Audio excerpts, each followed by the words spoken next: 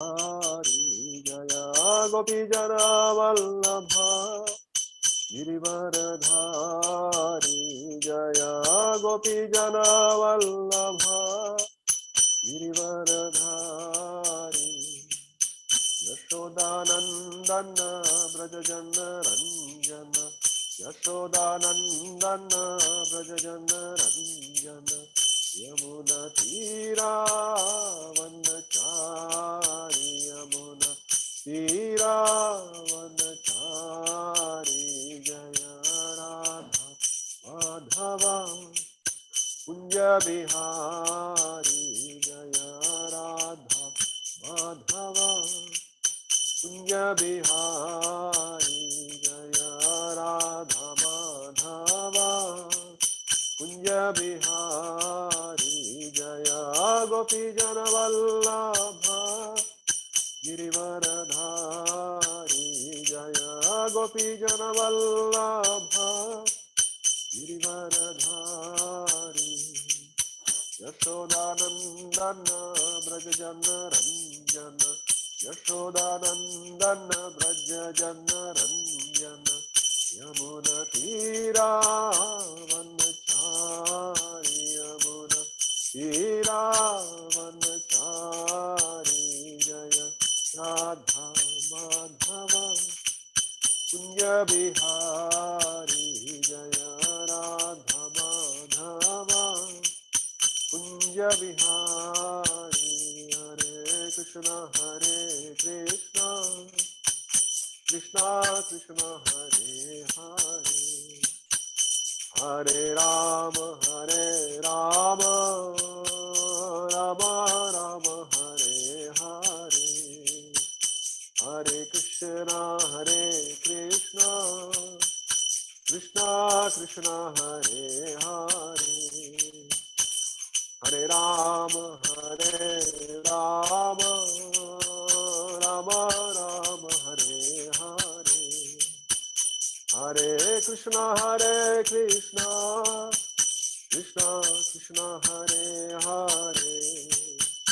Hare Hare Rama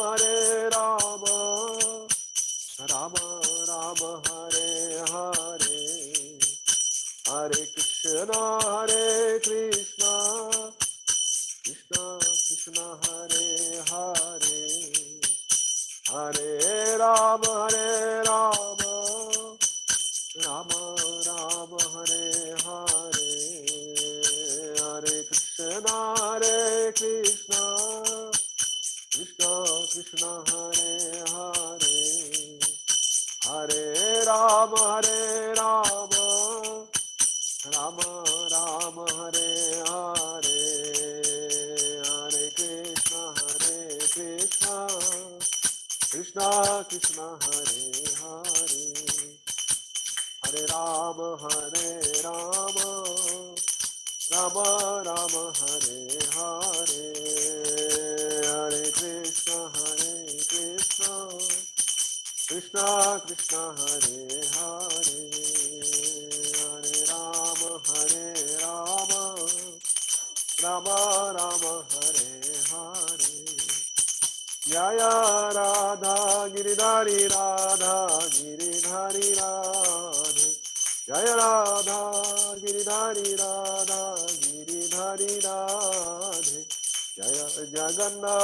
Jaya Jagannath Jaya Baladeva Jaya Subhadra Jaya Jagannath Jaya Baladeva Jaya Subhadra Jaya Gaunitai Jaya Gaunitai Jaya Gaunitai Jaya Gaunitai Jaya Gaunitai Gaunitai Gaunitai Jaya Gaunitai Prabhupada Jaya Jaya Prabhupada Jaya Jaya Prabhupada Jaya Jaya Prabhupada Jaya Jaya Gurudev Jaya Jaya Gurudev Jaya Jaya Gurudev Jaya Jaya Gurudev Shripad Paramahamsa Parivrajakacharya Ashtottara Shatashri A C Bhakti Vedanta स्वामी श्रील प्रभुपाद की जय। अनंत कोटि वैष्णव वृंद की जय। दामोचर हरिदास ठाकुर की जय। प्रेम से कहो श्री कृष्ण चैतन्य प्रभु नित्यानंद श्री अद्वैत गदाधर श्रीवास आदि गौर भक्त वृंद की जय। श्री श्री राधा गिरिधारी भगवान की जय। श्री गिरिराज महाराज की जय।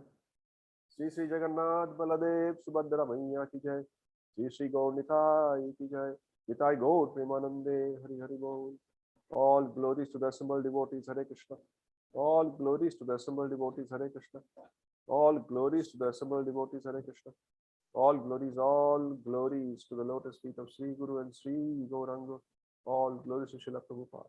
All glories to Srila Gurudev.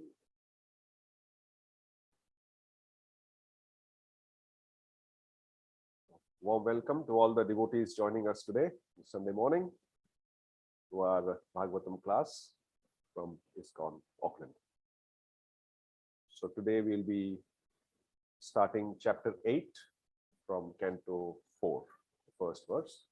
Before that, we'll do our invocation prayers. Om Namo Bhagavate Vasudevaya. Om Namo Bhagavate Vasudevaya. Om Namo Bhagavate Vasudevaya.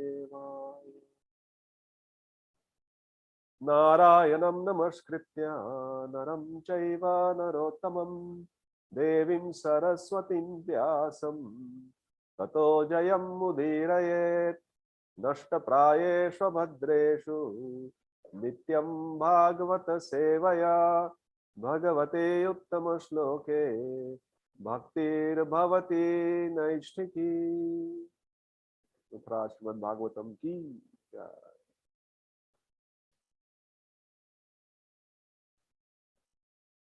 So Canto 4, Chapter 8, Text 1. And this chapter is entitled Dhruva Maharaj Leaves Home for the Forest. So it's an episode that all the devotees are aware of. In fact, all the devotees relish this particular pastime of Dhruva Maharaj. So we'll look at the first verse. We'll recite it. Maitreya Uvacha Sanakadya Naradascha Ribhur Hamso Aruniriyatihi Naite Grihan Brahma Suta Yavasan Urdhvare Tasaha. Maitreya Uvacha Sanakadya Naradascha Ribhur Hamso Aruniriyatihi Naite Grihan Brahma Suta Yavasan Urdhvare Tasaha. Maitreya Uvacha Sanakadaya Naradascha Ribhur Hamso Aruniriyatihi Naite Grihan Brahma Suta Yavasan Urdhvare Tasaha. Maitreya Uvacha. Maitreya said, Sanaka Adayaha, those headed by Sanaka. Naradaha, Narada. Cha, and.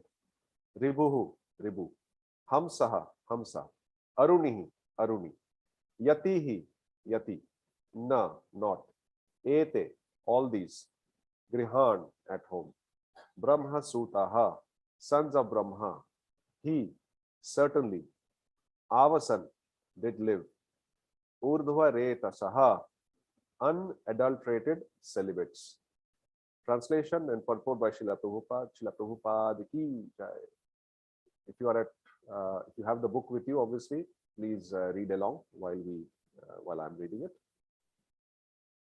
Translation.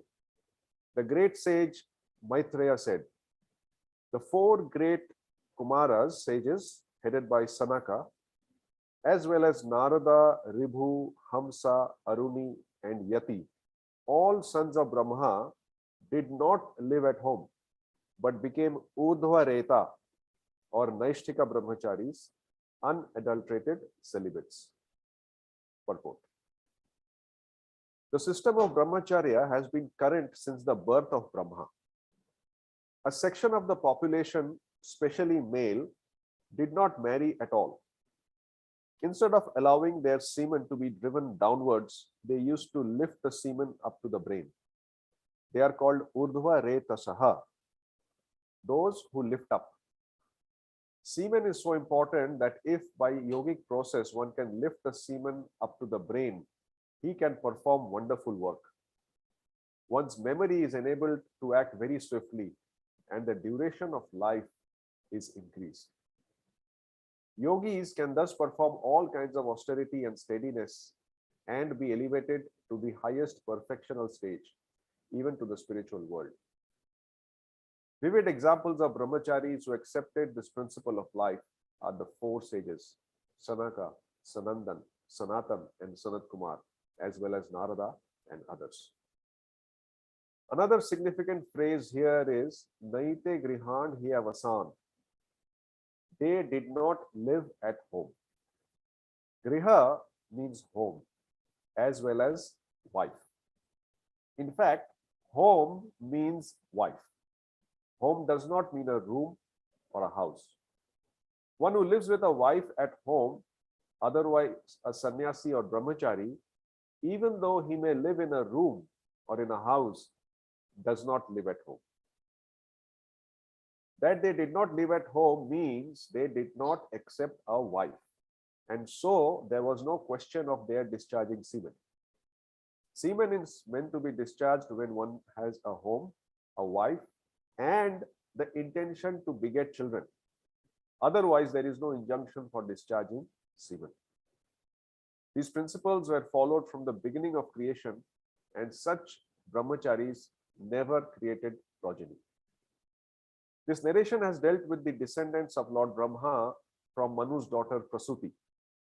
Prasuti's daughter was Dakshayani or Sati, in relation to whom the story of Daksha Yajna was narrated. Maitreya is now explaining about the progeny of the sons of Brahma. Out of the many sons of Brahma, the Brahmachari sons headed by Sanaka and Narad did not marry at all, and therefore there is no question of narrating the history of their descendants. Om Jnana Timidam Dhasya Jnananjana Shalakaya Chakshurunmilitam Yena Tasmai Shri Gurave Namaha.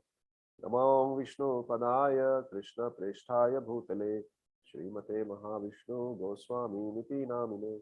Namo Vishnu Padaya Krishna Presthaya Bhutale Srimate Bhakti Vedanta Swami Niti Namine. Namaste Saraswate Deve Gauravani Pracharine Nirvishesha Shunyavadi Paschatya Deshatarine. Jai Sri Krishna Chaitanya Prabhu Nityananda Sri Advaita Gadadhara Srivashadi Gaura Bhakta Vrinda. Hare Krishna Krishna Krishna Hare Hare Hare Rama Rama Rama Hare Hare.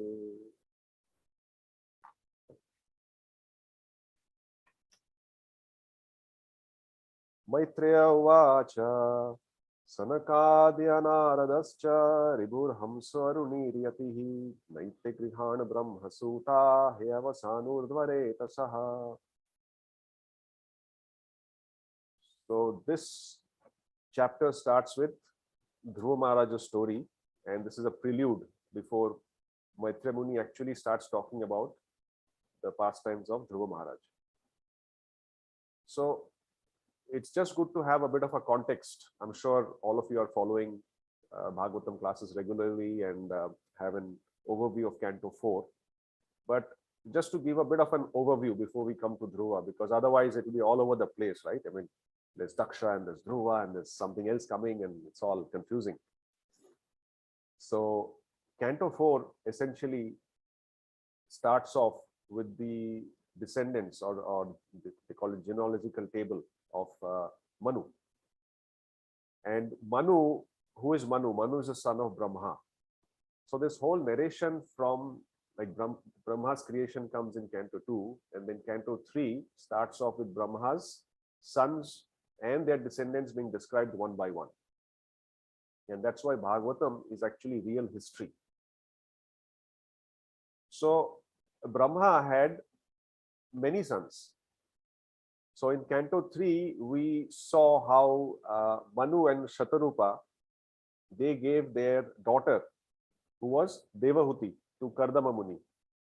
And then there was this wonderful philosophical narration between Kapil Dev and his mother, Devahuti, in Canto 3. And then in Canto 4, the next daughter of Shatarupa, or daughters, were described. So one of them, the first daughter was Devahuti. Then the second daughter whose details were described was Akuti. And Akuti got married with Prajapati Ruchi. And that description is there in the first part. And then there was this big narration about the third daughter, who is Prasuti. And as Prabhupada writes in the purport, so Prasuti got married to, as we all know, Daksha.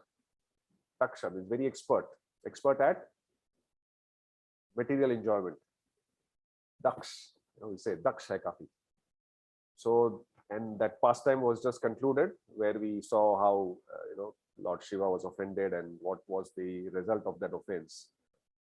And from being a very beautiful, very glamorous, very charismatic looking Daksh, at the end, what happened to his Charishma? He got a goat head. So that's what happens when we offend devotees. So just after that pastime, now Maitreya Muni is going to talk about the third daughter, and that is the daughters are done. Now he's going to talk about the sons of Manu, and the first one is Uttanapad, whose son, obviously, as we know, was Dhruva Maharaj. So before he starts talking about Uttanapad, he also talks about the other sons of Brahma. And this particular verse, it talks about those sons, and he gives the names of some of the illustrious sons. So here it is said Sanakadya, Sanaka Adi, just like we say in our Panchatattva mantra, right? Srivas Adi Gaur Bhakta Vranda. So here it says Sanakadya, means Sanaka and others, the other three sons, the four Kumaras. So there's Sanakadya, Narad, Ribhu, Hamso, Aruni, Yatihi. So all these sons of Brahma, they had one commonality. And what was that?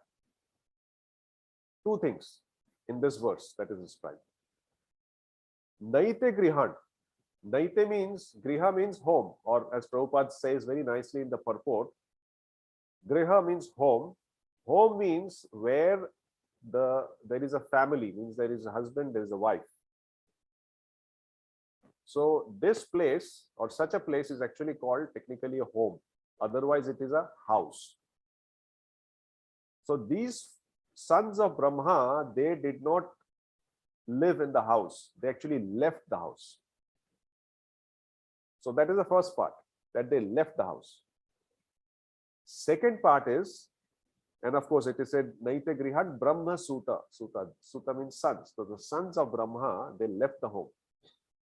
And then, he have a son, Urdhva Retasaha. So Urdhva Retasa is up. Urdhva is up. Our Tilak also is called Urdhva Pundrik. So that is, it is up. So Urdhva means up, and Retasa is semen. Prabhupada translates here as unadulterated celibates, which is the actual purpose. So that brings us to the point that they were all Brahmacharis. And somehow or the other, at least in today's context, this word Brahmachari is a very, very misunderstood word. As soon as specifically parents hear this word Brahmachari, they get frightened. When the son says, I'm meeting with brahmacharis, not becoming a brahmachari, I am only interacting with brahmacharis, the parents become very, very, very concerned. What to talk about when the son says, Ma, I'm going to become brahmachari? They think that's the end of the world, as if he's committing suicide. Is it not? I remember there was this big, long time back, of course, early days of when ISKCON was becoming popular. A lot of these, especially Radhanath Maharaja's disciples in Bombay, they used to start targeting or to start preaching, I won't say targeting, but preaching to all the IIT students, which is the top class.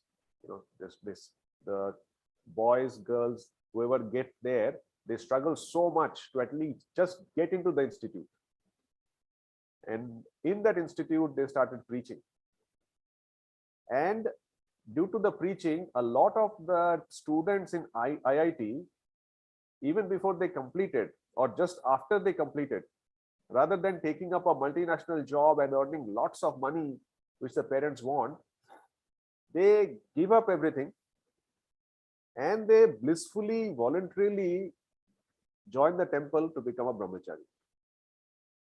And the parents think, oh my God, after so much effort, after spending so much money, they got into the most prestigious institute of India. And now they are leaving everything just to become brahmachari, good for nothing. So they started thinking that they are being brainwashed and this is not right. And they started opposing. Of course, then we know that was a few years back. Even now there is a general perception, but not as bad as that perhaps, that people are much more aware of what's happening. But even now, when somebody says I'm they leave their home country, come to say New Zealand, and they come across devotees, and on Saturday, Sundays or Saturdays, they go to a Namhat program or a temple every week, and they tell the parents when they call on the weekend that, oh, what did you do over the weekend? Oh, I went to the temple or I went to a program. And the parents start getting jittery, One week is good. Good, you went to the temple. Nice, nice, nice. But if you keep repeating, oh, I went to the temple. What did you do? I went to the temple. I went to the temple. I heard devotees. Then they start getting concerned. Oh my God. Why? Because they might become a brahmachari. And if they become brahmachari, what will they do? What does it say here? Naite vihan. They're going to leave home. Right? So no parents want their child to leave home. So this is an often misunderstood word, the word brahmachari. And to really understand what is brahmachari, we have to know what is the purpose of this varna and ashram. Just like in Chaitanya Charitamrita, we see that Sanatana Goswami, who was such a big Pandit, he was a great devotee, even before he met Chaitanya Mahaprabhu. But he was doing his duty as he was a minister with the Nawab, very, very opulent. But with this opulence, he used to discuss Bhagavatam and have association with devotees. So when he left everything and came to see Mahaprabhu, and he met Mahaprabhu for the first time, what did he ask? He said, Chaitanya Charitamrita Madhya Leela, he said, Ke ami, kane amai jor trapa toy, iha nahi jani kamone hit hoy. That Ke ami, who am I don't know. Sanatana Goswami is saying, I don't know who am I. Kane amai jor trapa toy. That why this tap, this threefold miseries, why are they disturbing me? I don't know. Who am I don't know. Why are these miseries disturbing me? That also I don't know. Then he says, Iha nahi jani, I don't know. If I don't know what is troubling me and who am I, kamone hit hoy?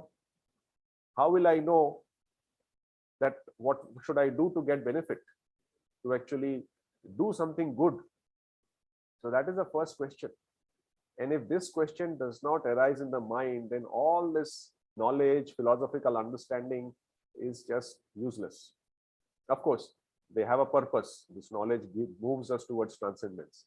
But without understanding the root of this knowledge, or the purpose of this knowledge, we will not be able to realize the full potency of this knowledge. And that's why we go through these troubles, these miseries, to enable us to stand back and ask this question. Otherwise, we are embedded in this cycle of birth and death. Prahlad Maharaj says, right, in Canto 7, Matirna Krishne Parata Svatova Mitho Bhipadyeta Griha Vratanam Adanta Gopi Vishatam Tamishram Puna Punascharvita Charvananam. So Prahlad Maharaj, he says that because of their uncontrolled senses, persons too addicted to materialistic life make progress towards hellish conditions and repeatedly chew that which has already been chewed. Their inclination towards Krishna are never aroused, either by the instruction of others, by their own efforts, or a combination of both. So this is the condition of materialistic society, and the first part, he says, is uncontrolled senses. Why? Because they are too addicted to materialistic life. Uncontrolled senses, that is the most important part. So to ensure that in this material world, how to control senses, how to actually move towards the ultimate destination, Krishna, he created the Varna and the Ashram. He says, right, in chapter 7, in text 13, Chaturvarnam maya srishtam guna karma vibhagashaha, right? So this Varna and Ashram is what? There are 4 different stages of life, and there are 4 Varnas based on the natural propensities or conditioning of the spirit soul in that particular body. So that Prabhupada writes in the purport of 16, I think chapter 16, 1 to 3, which is a very nice description of the divine qualities. So there Prabhupada writes that this Varna is based in terms of educational qualification. So based on the natural inclination, you acquire education. And based on that, your Varna is decided. And why do you need to follow your Varna? So that you can do the work, your duty, in the best possible way. Be peaceful, be happy. So this is very important. Now, of all the 4 Varnas, so we have classification based on the work that they do in Brahmana, Kshatriya, Vaishya, Shudra. But all of those 4 have to also go to the 4 ashrams.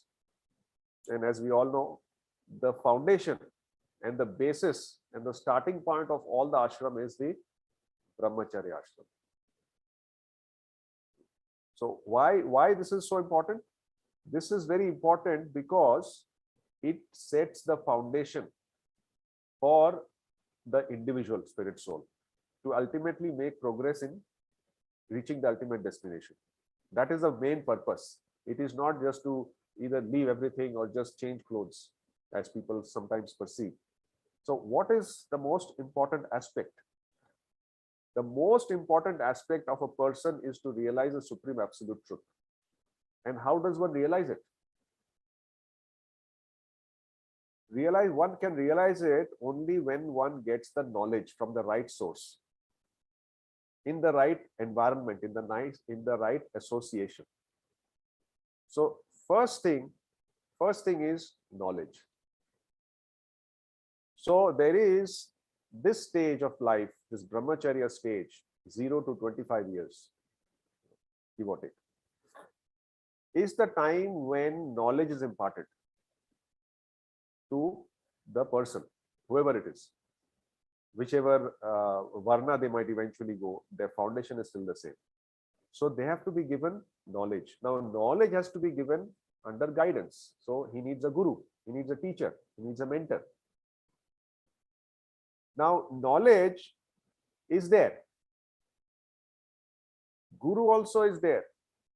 But the person has to be focused, inspired, motivated, determined to actually accept that knowledge, to apply it in his life to be able to get the benefit of that knowledge. True or no? So to ensure that he can assimilate the knowledge properly, he has to be very focused. We say that, right? Even in our service to the Lord, we have to be focused. When we are doing deity worship, we need focus. When we are chanting, we need to be focused. What to talk about devotional activities, even in the material life, we need to be focused. When we are working at office, we should be focused. No multitasking. When we are cooking, we should be focused. Every activity that we do to do it in the best possible way, because at the end of the day, we are doing all of it to ultimately somehow or the other connect it or to please Krishna. So how can we give him substandard work? How can we give him substandard process? Sometimes we are studying in a place where it's such a mess. We are opening a Bhagavatam, keeping it open all night, marking over it. And then and we are reading in such a place where there is no organization. Will Krishna like it? Will we do deity worship in such a way that you just keep everything untidy and you just somehow dress Krishna? No, everything has to be organized. Everything has to be done nicely. Everything has to be focused. Even our study should be done in a very organized manner. So to have that attitude, we need to have focus. And to have the focus, we need, what do we need? It's not easy for the mind to say, hey, be focused. And what will the mind say? Go to hell. I've got many other things to do. And the mind goes. Have you tried that? You tell the mind, don't do this. And what will the mind do? It will definitely do that. Even though it might not have been otherwise interested. So it's very difficult to keep it focused. Very, very difficult. So what do we need to do for that? We need training. And training can only be given if there is discipline. Means, what is discipline? You tell yourself, this is good for me. I don't like it, but it is good for me. I have to do it. And you just do it. You just practice yourself, do it. Just like our chanting is in a devotee's life, it's a discipline. Initially, nobody likes. 1-2 rounds is okay, but as soon as you become serious and you're chanting 16 rounds, it's a big ask. But a devotee disciplines himself. Just do it, and do it first thing in the morning. Finish your rounds. It's discipline. So the purpose is we have to focus, and we need training to focus. So Brahmacharya life essentially encompasses this aspect. Because if we do not have the right knowledge in the right environment, how will we apply that knowledge? So Brahmacharya stage is to assimilate knowledge. That is the only job. You're not supposed to be diverted to any other activities, think of any other things. Just get knowledge. Why? So in the later period of your life, you can apply that knowledge. Why? To ultimately attain your goal. Not just to earn money, not just to live a good life, but to ultimately get out of this material world and engage constantly in the service of Krishna. So that is a given. Now, to do that, we need a good environment. And to give that environment, the knowledge, the guru, and the Brahmacharya ashram is created by Krishna. So it is not a random thought. It is a very well thought of scientific process for imparting foundational education to every human being. And Prabhupada very nicely says that somebody might say they left home. So where did they live? Of course, they need some place to stay. But when somebody is staying under a roof and they are staying without a wife, they are Brahmacharis. Sometimes devotees make pull each other's legs when in a family, the wife goes off to India for a couple of months and the husband is alone, maybe with or without children. The other devotees, they say, oh Prabhu, now you're leading a Brahmachari life. We hear that comment quite often. So what does it mean? As soon as the wife is not there, he's Brahmachari. In fact, Prabhupada went one step ahead. He said that a grihastha who is staying with his family, with his wife, but is not allured by the attractions of materialistic life, even though staying in that environment, who can control his senses, is a brahmachari. This is Prabhupada's quote.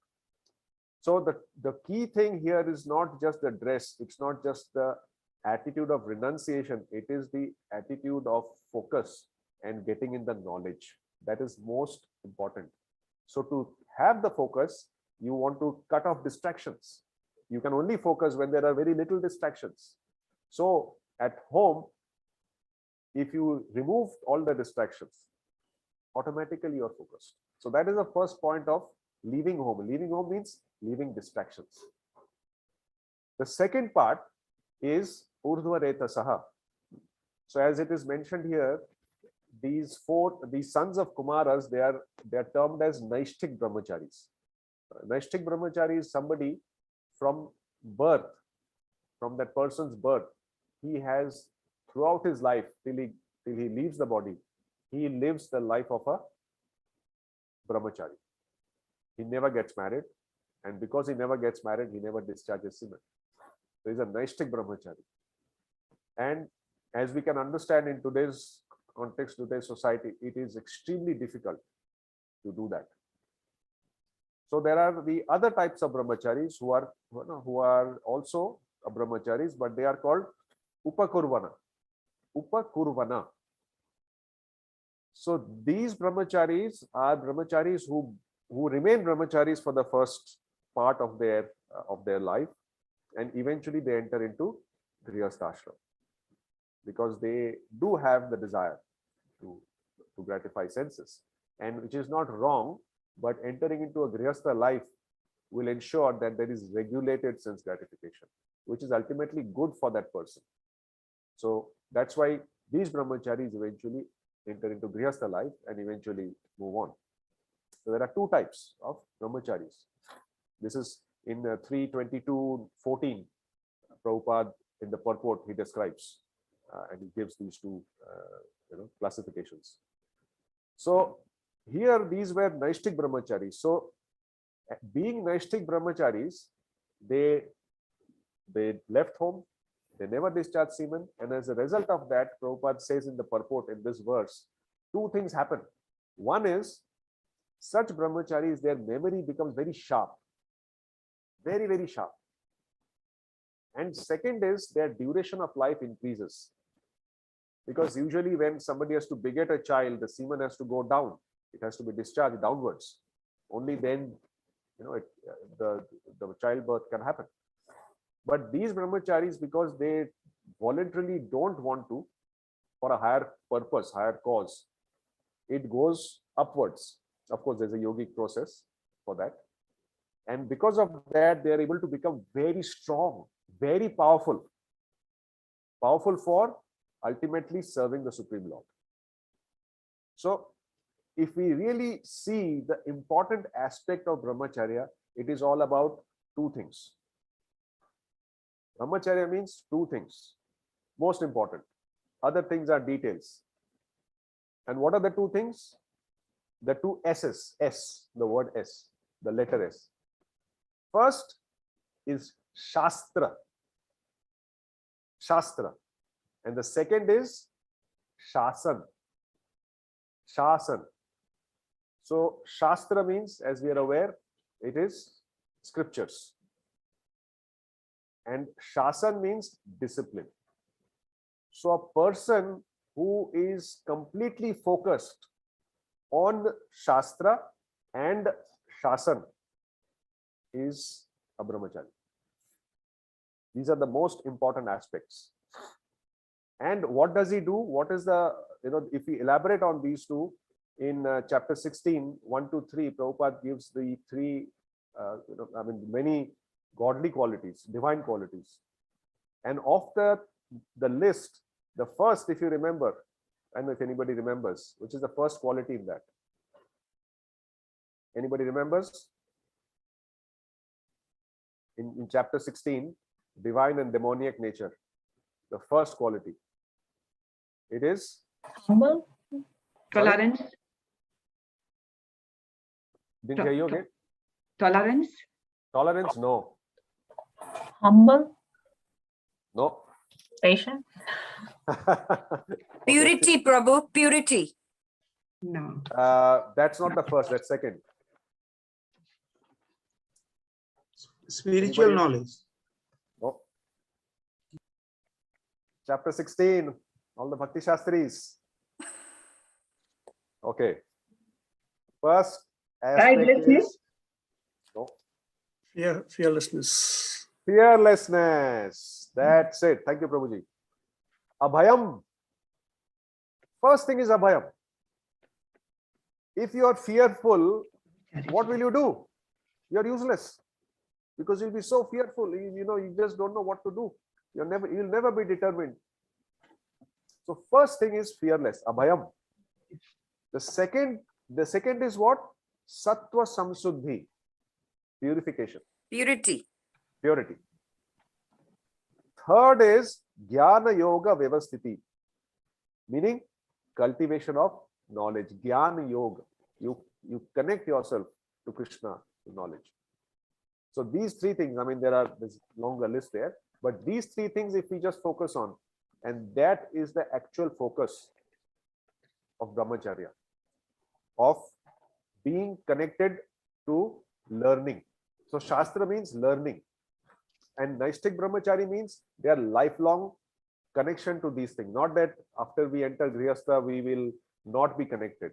But as we can understand, when we enter into a new ashram, there are so many other distractions that come with it, that the discipline of a brahmachari life automatically dilutes a bit. It happens.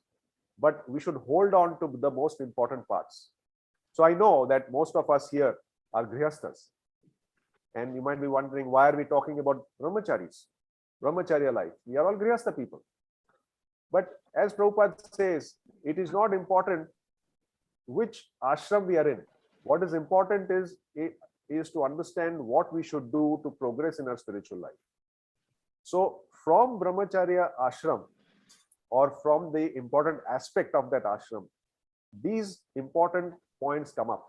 And these points are not related to just the ashram. Whichever ashram we are, whichever varna we are, we should be focused on these three things. Abhayam, Sattva Samshuddhi, Jnana Yoga Vyavasthiti. Fearlessness, purification, cultivation of knowledge. So how does that happen? First, we have to start scrutinizingly study Srila Prabhupada's books under guidance. And for that, we have wonderful avenue now in the temple in the form of RISE, where spiritual education is imparted scrutinizingly with Bhakti Shastri courses. There are more seminars coming up. You can be part of it, learn from it. And once you learn, it is our responsibility to not only just take it for ourselves, we distribute it to the people in general. So first thing is to be lifelong learners and lifelong connectivity with Shastra. Second is purification. We have to constantly keep ourselves purified. And that's why that chanting of the holy name, our japa meditation is very important. We need to constantly purify to understand and to relish scriptures. See, to read is one thing. To understand and realize is another thing. And until we realize, we will not get the bliss, will not get the taste, will not get the ras.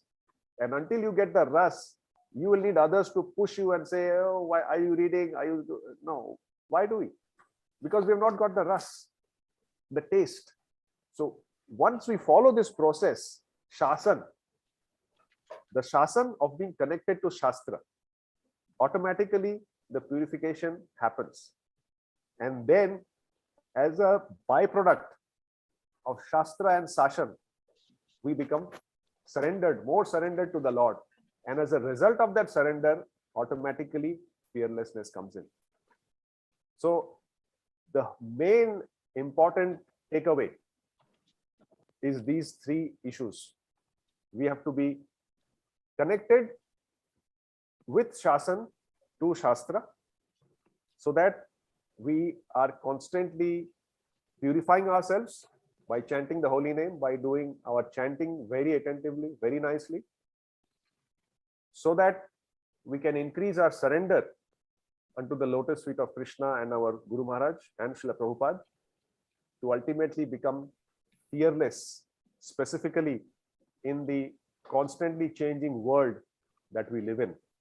So let us do benefit to ourselves, and then once we are able to practice it, let us spread this message and this welfare activity to people around us in this world who need it the most, especially in this particular hour. Srimad Bhagavatam ki jai, Srila Prabhupada ki jai, Nitai Gaur Premanande, Hari Hari Gaur. Thank you very much. If there is any question, you can ask, or any comments on today's discussion.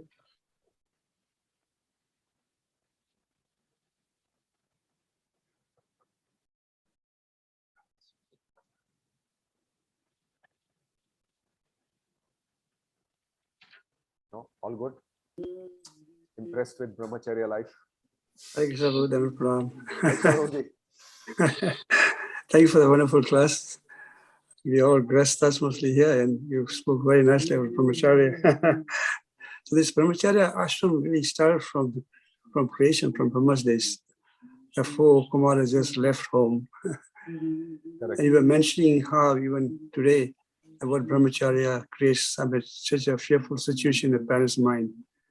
I think last year there was a controversy. One Brahmachari parents came to the ashram to take him away, and they all become and they went to the press. They become a big issue in the media. So, Correct. so how do we, in modern age, what should be the sort of standard or precondition before somebody become a brahmachari?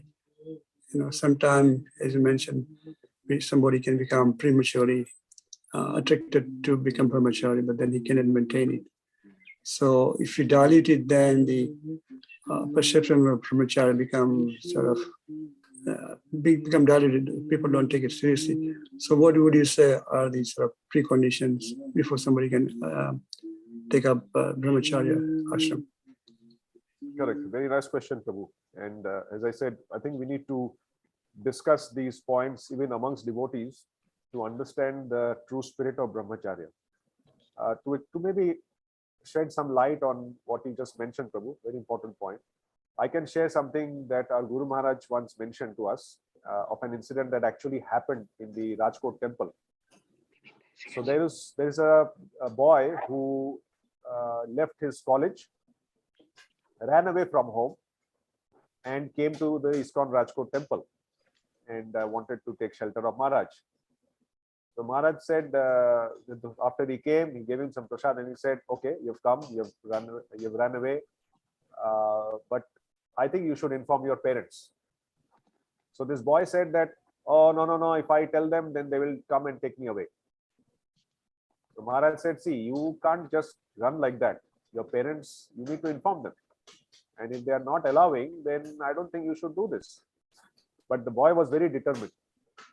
So, so he said, okay, if you don't call, I will call your parents.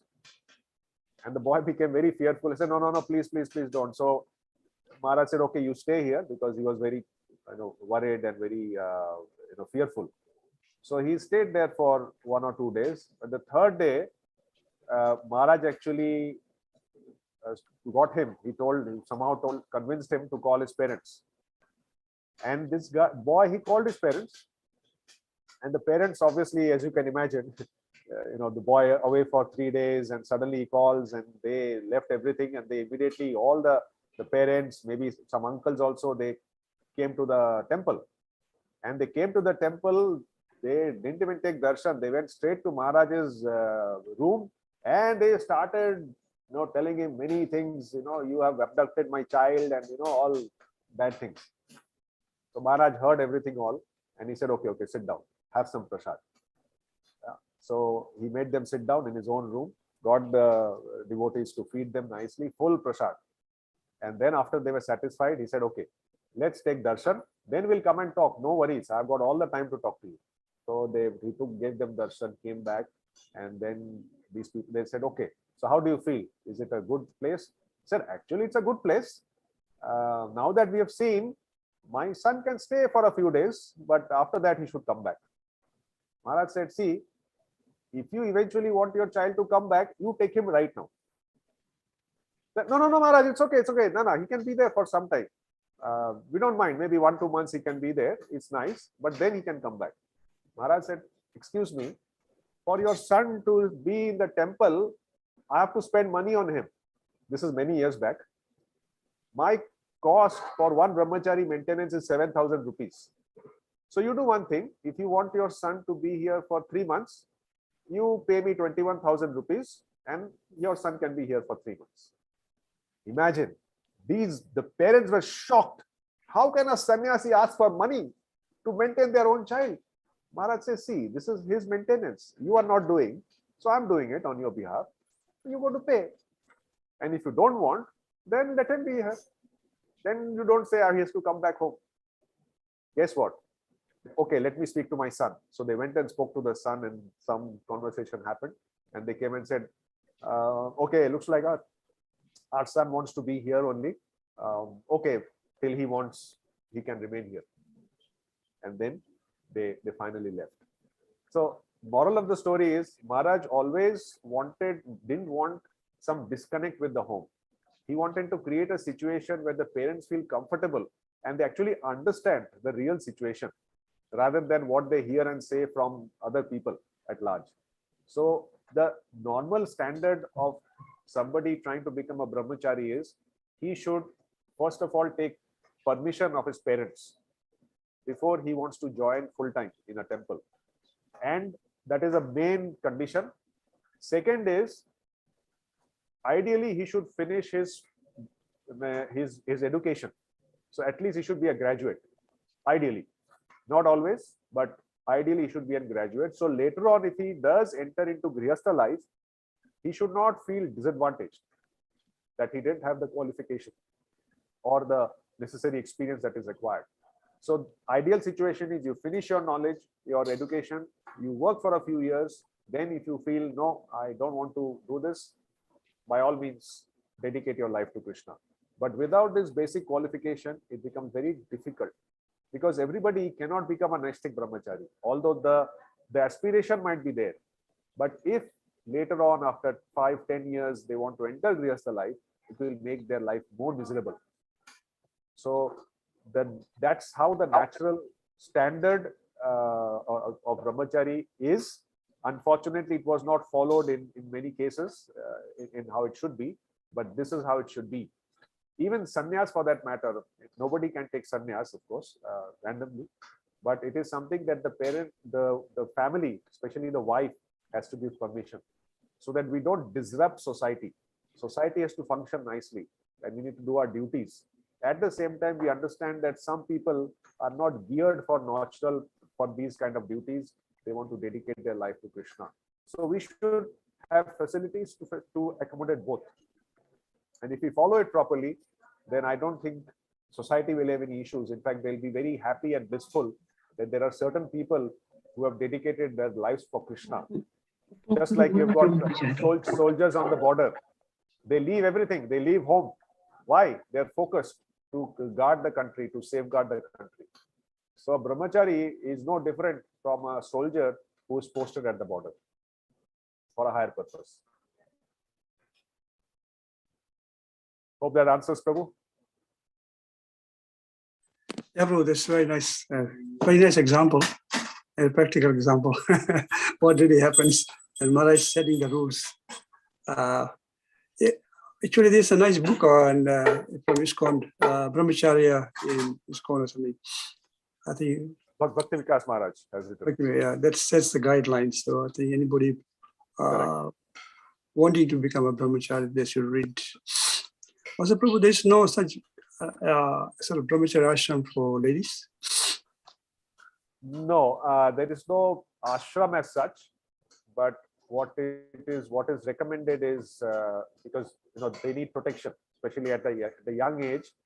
Girls or the gender needs to be under the protection of the parents. So it is a duty of the parents to impart this knowledge, Shasan and Shastra. It is a parent's responsibility.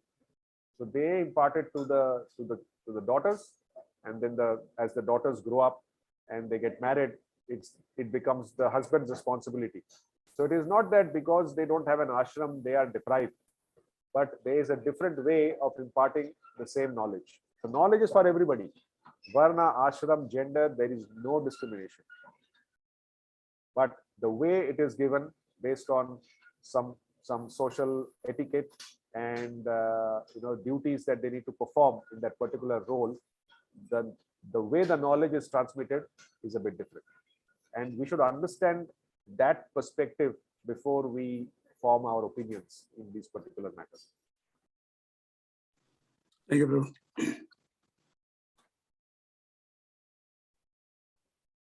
All right. Any other questions or comments?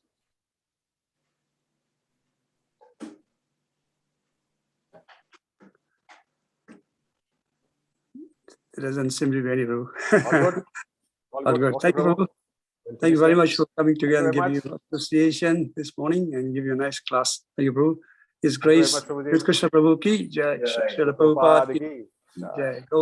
Jai. Hari Bol. Very good. Anupram, Vancha Kalpadruvescha. Putravessu Kripa Sindhuvaeva Vacho Putitanam Nam Pavanebhyo Bhakti Vaishnavibhyo Namo Namah. Ananta Koti Vaishnava Vrinda ki jai. Jai. Lord, Hari Bol. Thank you very much. Hare Krishna. Hare Krishna.